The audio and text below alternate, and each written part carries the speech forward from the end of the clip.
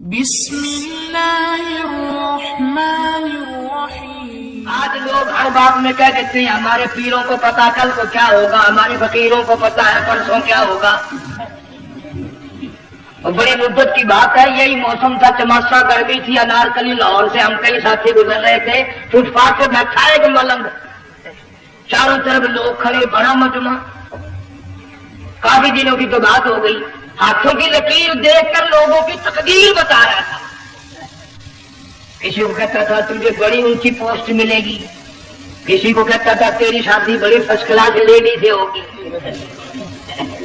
وہ بابو تو کوڈا ہی ہو جاتا تھا، لیڈیوں پہ بڑے مرائے لینے کوئی کام نہیں، رات دن کچھ لیڈیوں کے پیچھے ہی پھرنا ہے۔ میں نے اپنے ساتھیوں سے کہا، میں نے کہا میں بھی تقدیر پوچھتا ہوں اپنی۔ وہ کہنے لگے شرارت ہو جائے گی، میں نے کہا ساری دنیا پر ہاتھ دکھا رہی ہے، کوئی شرارت نہیں، میرے ہاتھ میں شرارت ہے۔ 1 روپیہ لے رہا تھا، وہ میں بھی لوگوں میں گھساتا، بھیڑ میں سے اوپر نیچے ہی ہوتا میں بھی پہنچ گیا، اور دونوں گھٹنے میں نے زمین پہ رکھ دیا، روپیہ ہاتھ میں نے اس کے لے کر کہا، میں کہ ملنگ جی اگر ویکھیا میری شادی ہو جائے گی کہ نہیں؟ اب اس نے دیکھ کے میری طرف کہنے لگا، اس نے سوچا کہ یہاں اچھے بھلے کو نہیں ملتی پاکستان میں، اسے کون دے گا؟ اچھی طرح میرا ہاتھ دیکھا بھی نہیں، جٹک کے کرنے کو شادی نہیں ہونی۔ میں کیا پوتے تیرے باپ کے 8 بچے کھیل رہے ہیں۔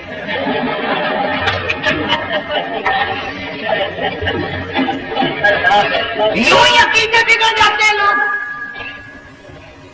ہمارے پیر کو پتا، فقیر کو پتا، کسی کو پتا نہیں ہے، کوئی نہیں جانتا۔ فرمایا وما تدری نفس ماذا تکسب غدا، کوئی نہیں جانتا کل کیا ہو جائے گا۔ وما تدری نفس بأي أرض تموت، کوئی نہیں جانتا زمین کے کس ٹکڑے پہ موت آئے گی۔ ان اللہ علیم خبیر، ایک اللہ کی ذات جانتی ہے۔ ایک تم ہو، چکی داڑھی، بڑے پر کالے برقعے والی نظر آ جائے گا، آگے بھاگ کر وہ بڑے میں آتے ہیں، کہاں جانا چاہتی ہیں آپ؟ تیری ماں لگتی ہے، آپ چلی جائے تو یہ کیا ہوا؟ یہ کالے برقعے پہ مرتے مرتے مرتے مرتے مری گئے۔ ایسا عجیب تماشا۔ وہ لاہور پولیس فارم پر پھر رہی تھی نا ایک لیڈی برقع اوڑے، آ گیا ایک لیڈا، کہنے لگا سیو نہ پلاؤ، کام بن گیا، تو سیو نہ پلے آیا۔ تھوڑی دیر کے بعد کہنے لگا میرے خیال میں کوئی پھینچا بھی ہو جائے، انہوں نے لے آئے، انہوں نے سبحان اللہ خود کا کام ہو گیا۔ اس سیو نہ بھی پی لی، پھینچا بھی نکال گئی۔ تھوڑی دیر کے بعد کہنے لگا سیب لے آؤ، وہ لے ہی آیا سیب، کیا آپ کے لیے میں سیب لایا ہوں آپ کھائیں؟ کہنے لگی نہیں آپ کھائیں۔ اس نے سوچا میری بھی محبت ہو گئی ہے، سیب کھانے کے لیے مجھے بھی کہہ رہی ہے۔ جب اس نے اصرار کیا نا کہ میں تو تیرے لیے لایا ہوں، کھا تو صحیح، تو کہنے لگی کیسے کھاؤں، میرے منہ میں دانت ہی نہیں ہے۔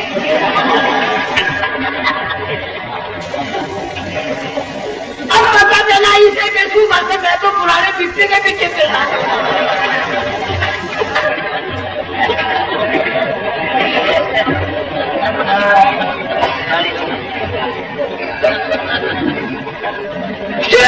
دیکھا چل دی۔ میرے علاقے میں کئی سالوں کی بات ہے پرانی، جب کوئی حاجی تھا، ایک آدمی حج کر کے آیا، میں دوپہر کو اس کو ملنے گیا تو زور کی نماز کا وقت آیا، میں اٹھ کے چلا گیا نماز پڑھنے۔ پھر عصر کی نماز کا وقت آیا، میں اٹھا نماز پڑھ کے آ گیا۔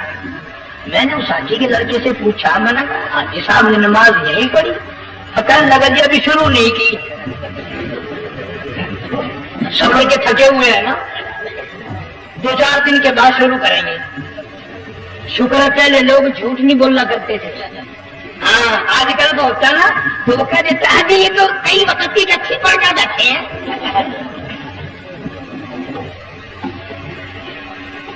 تو پھر مولوی تھا نا میں بیٹھی حاجی کے پاس وقتوں میں اس کو لے آیا. یہی میں نے حاجی صاحب نماز نہیں پڑھی.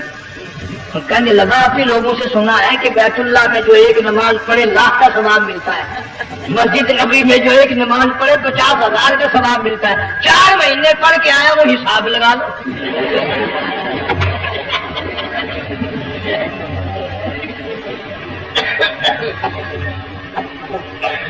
مسائل سیکھتے نہیں, ارکان اور آداب بیت اللہ کے سیکھتے نہیں.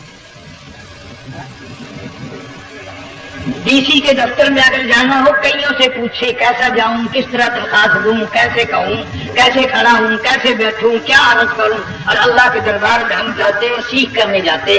یہ خوف نہیں کہ اگر بے ادبی ہوگی تو میں آ جاؤں.